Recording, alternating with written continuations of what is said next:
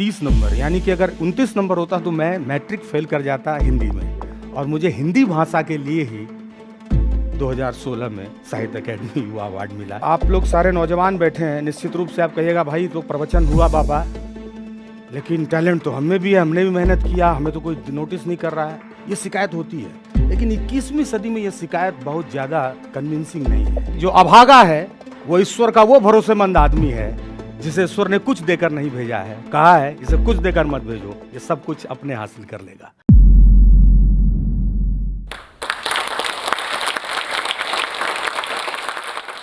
दो 2017 में मैं एक एग्ज़ाम में बैठा हुआ था। उन एग्ज़ाम के लिए जिसके लिए मैंने 7 साल 8 साल लगाए, अपने को गलाया। और मैं पीसीएस के एग्ज़ाम में बैठा हुआ था। मैंने एक सवाल देखा और जब मैं क्वेश्चन पेपर में मैंने अपना ही नाम देखा, अपनी किताब का नाम देखा, तो मुझे पहली बार लगा कि ज़िंदगी में कई बार कुछ सवाल भी बेहद खूबसूरत होते हैं। जहाँ हम हमेशा सवालों से भागते थे, वो सवाल मुझे इतना खूबसूरत लगा। और उससे भी ज़्यादा खूबसूरत और रोमांचक ये था कि उस सवाल का जवाब खुद हों। ज़िंदगी भर सवाल हल करने वाला व्यक्ति अगर सवाल बन के सामने आए और वो खुद उसका जवाब हो, तो कई बार ज़िंदगी से आपकी शिकायतें ख़त्म हो जाती हैं। मेरा नाम नीलोत्पल मृणाल है और मैं एक लेखक हूँ, एक कवि हूँ। और मुझे 2016 में अपनी लेखनी के लिए, अपने उपन्यास डार्क हॉर्स के लिए साहित्य अकेडमी युवा पुरस्कार मिल चुका है। कई बार लोग पूछते हैं कि लेखक बने तो कब से सोचा लिखना, कब से सोचा कि लिखना चाहिए। कई लोग बताते भी हैं कि बचपन से प्रतिभा थी, स्वप्न हुआ था, ये मुहूर्त था, ये सब कभी कभी बताते हैं लोग बनने के बाद। मेरे साथ ऐसा कुछ नहीं हुआ। 2014 की बात है, यूपीएससी संघ लोक सेवा आयोग की परीक्षा में कुछ उसके पैटर्न में बदलाव को लेकर एक आंदोलन चला था मुखर्जी नगर में, जो पूरे देश में फैला था। उस आंदोलन में मैं भी था। तो उस आंदोलन में भाग लेने के दौरान मैं लोगों के बीच में जाता था, लोगों को कन्विंस करता था, लोगों से बातचीत करता था। तो मुझे लगता था कि एक अनजान जगह में अगर एक मुद्दे पर मैं हजारों लोगों के बीच में जा रहा हूँ, उनको अपने साथ खड़ा कर रहा हूँ, उनके साथ हूँ, उनकी भाषा में उनसे बात कर रहा हूँ, उनके फीलिंग्स को पकड़ रहा हूँ, तो मुझे लगता है कि ये चीज़ें कहीं ना कहीं कुछ और मांगती हैं। मुझे लग रहा था कि मैं केवल इतना से ही करके वापस नहीं होना चाहिए, मुझे इसी को और भी कुछ बनाना चाहिए, यहीं पर कुछ ढूंढना चाहिए जिस रास्ते में इन लोगों के लिए कुछ और कर सकूं। और वहीं से मुझे लगा कि अगर मैं बोलकर अपने साथ लोगों को ले सकता हूं, अपने साथ चलने को कर सकता हूं, मैं उनके साथ चल सकता हूं, तो मैं लिख भी सकता हूं और लिख के इनकी कहानी पूरी दुनिया तक पहुंचा सकता हूं। तो वहीं से मैंने तय किया कि परीक्षाएं अपनी जगह पर है, एक और परीक्षा मेरा इंतजार कर रही है। और मैंने डार्क हॉर्स नाम का उपन्यास लिखा, जिसमें मैंने हिंदुस्तान के लाखों यूपीएससी छात्रों के उस दर्द को लिखा जहां 25 गज के कमरे में लोग मुखर्जी नगर में आग में तपते हैं, तप के सोना भी होते हैं और कई लोग जल के खाक हो जाते हैं।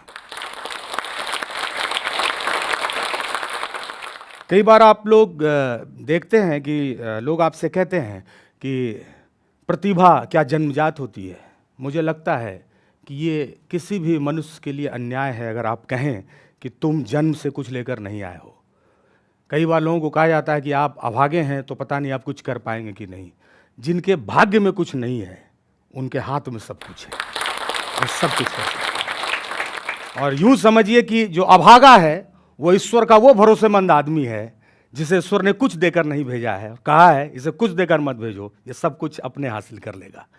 तो मेरा कहना यही है कि प्रतिभा ये केवल एक तत्व है सफलता का। कई बार आप प्रतिभा के अलावा अगर आप में परिश्रम है तो आप अपने हुनर को पहचानने का पहले अभ्यास कीजिए।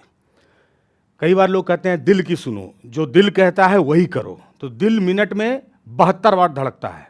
दिल एक बात बोले तब ना। 1 मिनट में 72 बार धड़कने वाला दिल आपको कई बार 4, 5, 6 चीज़ों की तरफ ले जाता है। तो चॉइस ही जिंदगी का रास्ता हो, ये हर बार सही नहीं है। चॉइस के साथ आपका हुनर मैच करना चाहिए। तो कई बार अगर आपने 10 रास्ते देखे हैं या 10 चॉइस है आपकी, 4-5 चीज़ों में आपका मन लगता है, तो आपको कोशिश करना चाहिए थोड़ा सा निष्ठुर होकर, मूल्यांकन करना चाहिए कि मैं किस चीज़ का दक्ष हूँ या मैं किस चीज़ में मेरा हुनर है, और मैं अभ्यास करूँगा तो उसको और निखार पाऊँगा और दुनिया के सामने ले आ पाऊँगा। और वही रास्ता पकड़ के आप कीजिए तो आप निश्चित रूप से सफल रहेंगे। और क्योंकि टैलेंट जो है वैसे भी जमींदारी की विरासत होती है, उद्योगपति की विरासत होती है। टैलेंट किसी की बपौती नहीं है, वो किसी बसियत में नहीं होता है, वो आप में रहता है। और जिसके साथ मेहनत है, टैलेंट है और उसके पर मेहनत है, वो अपना रास्ता खोज ही लेते हैं। आप लोग सारे नौजवान बैठे हैं, निश्चित रूप से आप कहिएगा भाई तो प्रवचन हुआ बाबा, लेकिन टैलेंट तो हमें भी है, हमने भी मेहनत किया, हमें तो कोई नोटिस नहीं कर रहा है। ये शिकायत होती है, लेकिन 21वीं सदी में ये शिकायत बहुत ज़्यादा कन्विंसिंग नहीं है। अब चक्की चलाने वाले से लेकर देश चलाने वाले के हाथ में इंटरनेट है, मोबाइल है। लोग अपने घर पे बैठ के अपने कमरे से अपना हुनर दुनिया को दिखा रहे हैं। ज़रूरत है कि आप अपना हुनर कितना मन लगा के, कितनी दक्षता से लोगों को दिखा पाते हैं, दिखाइएगा। दुनिया की नज़र पड़ रही है। मैं अपनी कहानी आपको बताता हूँ कि मैं जब अपनी किताब लेके, अपनी पांडुलिपि लेके बड़े मेहनत के साथ फ़ोटोकॉपी करा के घूमता था पुस्तक मेला में, यहाँ नई दिल्ली पुस्तक मेला में, काउंटर काउंटर मैं लेखक हूँ, मुझे छाप दो, मैं लेखक हूँ, मुझे छाप दो। तो मुझे 22 प्रकाशकों ने रिजेक्ट किया। मुझे लगता है कि उन्होंने शायद पढ़ा नहीं तो पसंद नहीं आया होगा, जो भी उनके कारण होंगे। तो मैं घूमता रहा, तो अंत में मैं हार के सोशल मीडिया पर गया। वहाँ मैंने पोस्ट डाला कि भाई अब मैं अपनी किताब छापने जा रहा हूँ और उसको मैं मुखर्जी नगर में बेच लूँगा किसी तरह से करके। मैं गुमटी लगा के बेच लूँगा, जैसे भी बेच लूँगा, मैं बेच लूँगा अपने दोस्तों के साथ। तो वहीं पर एक मेरे जैसे युवा ने मुझे मैसेज किया कि आप अपनी किताब क्या मुझे पढ़ाएंगे? तो मैंने कहा कि पढ़ लो भाई, मैं भेजता हूँ आपको। तो उसने कहा आप मुझे मेल कीजिए। तो मैंने कहा कि आप हैं कौन? बोला कि आप लेखक बनना चाह रहे हैं, मैं पब्लिशर बनना चाह रहा हूँ।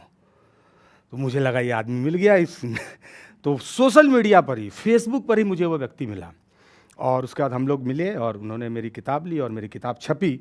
और वही किताब जो उस पब्लिशर की पहली किताब थी, मतलब उस पब्लिशर ने ISBN नंबर ही मेरी किताब के साथ लिया। मेरी किताब पहले ले ली और कंपनी बाद में आई, और उसी कंपनी के साथ उस किताब को साहित्य अकादमी युवा अवार्ड मिला। ये बहुत कम होता है कि आप जब इस तरह से हैं। तो ये है सोशल मीडिया का फ़लसफ़ा।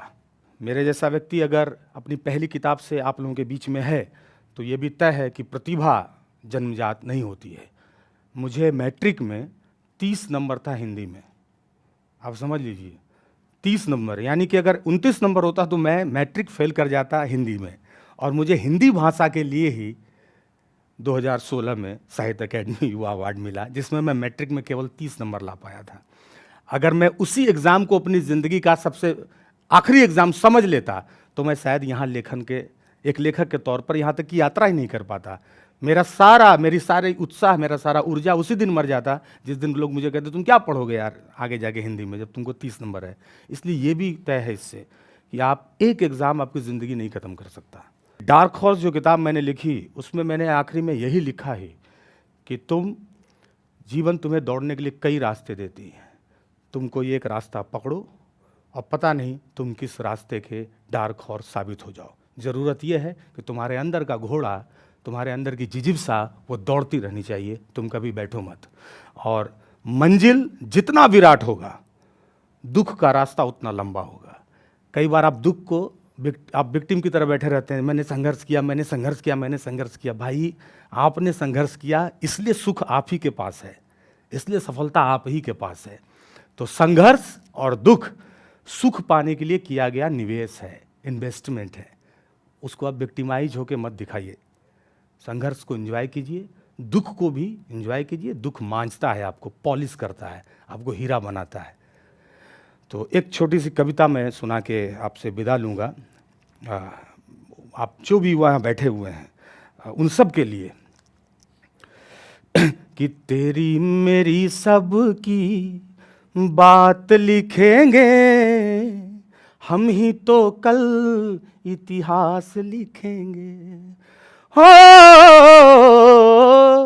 सूरज के रथ हम चढ़ेंगे जरूर, हाथ जो बढ़ाएंगे तो चंदा नहीं दूर, अरे चंदा नहीं दूर। सूखे बादलों पे बरसात लिखेंगे, हम ही तो कल इतिहास लिखेंगे। हो अरे हौसले की नैया अब दिए हैं उतार, हमसे किनारा नहीं पूछो रे मल्हार, मत पूछो रे मल्हार। बहती नदी पे कोई बांध लिखेंगे, हम ही तो कल इतिहास लिखेंगे, इतिहास लिखेंगे। बहुत बहुत धन्यवाद जो स्टॉक का। बाय। अगर आपको मेरा वीडियो ठीक लगा तो जो स्टॉक के चैनल को सब्सक्राइब करें और अपने दोस्तों के साथ वीडियो शेयर करें, अपने घर वालों के साथ शेयर करें और हमें बताएं कि जो स्टॉक के प्लेटफॉर्म से जो ये बात निकली है वो आप तक कितना पहुंची है। धन्यवाद।